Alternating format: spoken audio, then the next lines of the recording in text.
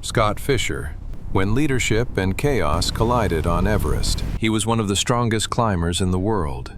He had summited Everest before without supplemental oxygen, and on May 10, 1996, he was so exhausted that he sat down on the mountain and never got back up.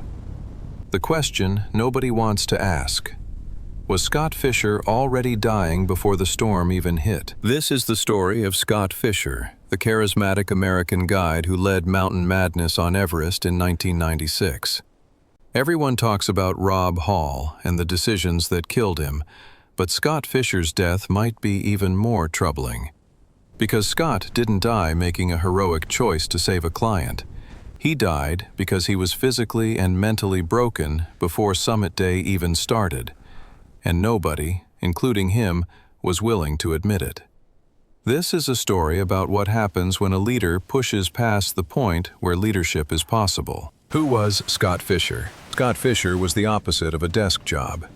Born in 1955, he grew up to become one of the most accomplished high-altitude climbers of his generation.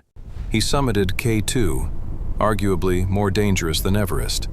He climbed Everest in 1994 without supplemental oxygen, which only a handful of people had ever done. But Scott wasn't just a climber, he was a personality. Tall, blonde, with a huge smile and an easy laugh. People loved being around him. He made everything seem possible.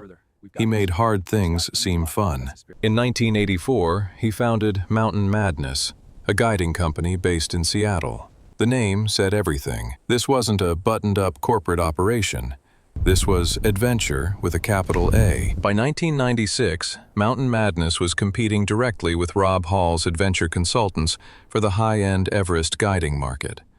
Both companies charged around $65,000 per client. Both needed successful summits to stay in business. And in the spring of 1996, both were on the mountain at the same time. Scott Fischer arrived at Everest Base Camp with a team of paying clients, guides, and Sherpas. He also arrived with something else, a body that was already starting to fail. The warning signs. Here's what the books and documentaries don't emphasize enough. Scott Fischer was not okay long before May 10th. In the weeks leading up to Summit Day, multiple people noticed that something was wrong. Scott seemed tired. Not normal tired. Deeply, fundamentally exhausted. He had lost weight. He wasn't eating properly. He had been dealing with intestinal problems that left him weak and dehydrated. Some people on the mountain suspected he might have been suffering from a mild case of high-altitude cerebral edema, a dangerous swelling of the brain caused by altitude. Others thought it might be some kind of infection. Nobody knew for sure. What everyone noticed was that the famously energetic Scott Fischer had become subdued, slower, less present. A responsible leader would have recognized these warning signs. A responsible leader might have handed off summit duties to a guide and stayed at lower altitude to recover. But Scott Fischer was the face of Mountain Madness. He was the brand. His clients had paid to climb with him specifically. And the pressure of the commercial expedition business doesn't leave much room for leaders to admit weakness. So Scott pushed through. He told people he was fine. He pretended everything was under control. It wasn't. Summit Day begins. On the night of May 9th, 1996, climbers from multiple expeditions began their summit push. Scott Fischer started climbing sometime after midnight with his team. From the beginning, Scott was slow. Slower than his clients. Slower than the Sherpas. He was moving at a pace that would have concerned anyone paying attention. But the chaos of Summit Day meant that nobody was paying close attention to the leader. Everyone was focused on getting up the mountain. The bottleneck at the Hillary Step caused delays for everyone. Oxygen was running low. Tempers were fraying. Time was slipping away. Scott Fischer reached the summit around 3:45 p.m. Late. Dangerously late. Way past any reasonable turnaround time, but he made it. For a brief moment, standing on top of Everest, Scott Fischer had done what he came to do. Then he started down, and his body gave out. Somewhere on the descent, not far below the summit, Scott Fischer sat down in the snow and couldn't get back up. Think about that for a second. This was a man who had climbed K2, a man who had summited Everest without oxygen, a man who had spent decades pushing his body to the absolute limit and winning every time. And now, he couldn't stand. Anatoly Bukriev, one of Fischer's guides, had descended ahead of the group and reached camp.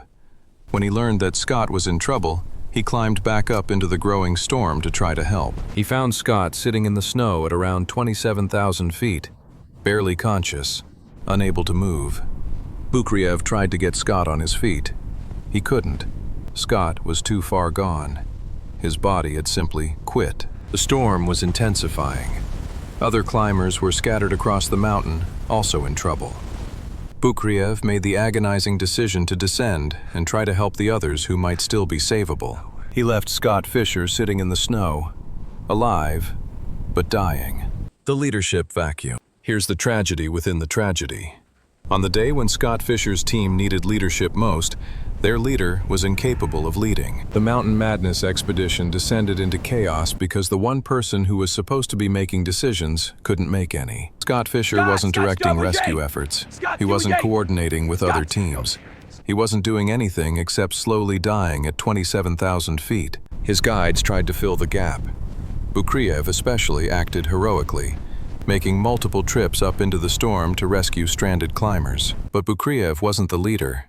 He didn't have full authority. He didn't have the complete picture of where everyone was and who needed help most urgently. The result was confusion, miscommunication, decisions made without full information. A Sherpa named Lopsang Jangbu had stayed with Scott during much of the climb, sometimes even short roping him, essentially pulling him along when Scott was too weak to move on his own. This devoted attention to the struggling leader meant that Lopsang wasn't available to help clients who also needed support. The entire expedition was organized around a leader who had stopped functioning as a leader. The death. Scott Fischer died sometime during the night of May 10th or early morning of May 11th. His body remained on the mountain, frozen in place. For years afterward, climbers passing through that section of the southeast ridge would see him.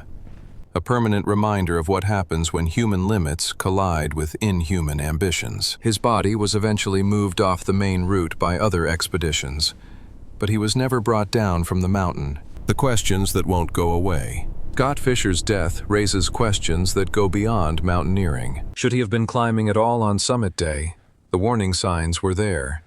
He was weak, sick, and exhausted before the climb even started. A more conservative decision would have been to sit out the summit attempt and let his guides lead the clients up. But the commercial expedition model doesn't really allow for that. Clients pay to climb with the famous guide. The famous guide is the marketing. The famous guide has to perform. Did the pressure of the business override Scott's judgment about his own condition? Almost certainly. Scott Fischer knew mountains better than almost anyone. He must have known he wasn't at full strength. But admitting that would have meant stepping back from his own expedition. Should his guides have intervened? This is harder. In the hierarchical world of guided climbing, telling your boss that he's not fit to climb is a very difficult thing to do. The power dynamics don't allow for it easily. The human limits of leadership. There's a myth that great leaders can push through anything, that willpower conquers all, that the right attitude can overcome physical limitations. Scott Fischer's death proves that myth wrong. Leadership requires a functioning brain and body. It requires the ability to assess situations, make decisions, and communicate clearly. At extreme altitude, with inadequate rest, while fighting illness and exhaustion, those abilities degrade and eventually disappear. Scott Fischer wasn't a bad leader. He was a great leader who pushed past the point where leadership was physically possible. And when the moment came that required him to lead, he had nothing left to give. The mountain doesn't care about your reputation. It doesn't care about your track record. It doesn't care about your clients or your business or your responsibilities. The mountain just takes what it takes. If this story made you rethink what leadership really means, watch the next one. It goes even deeper.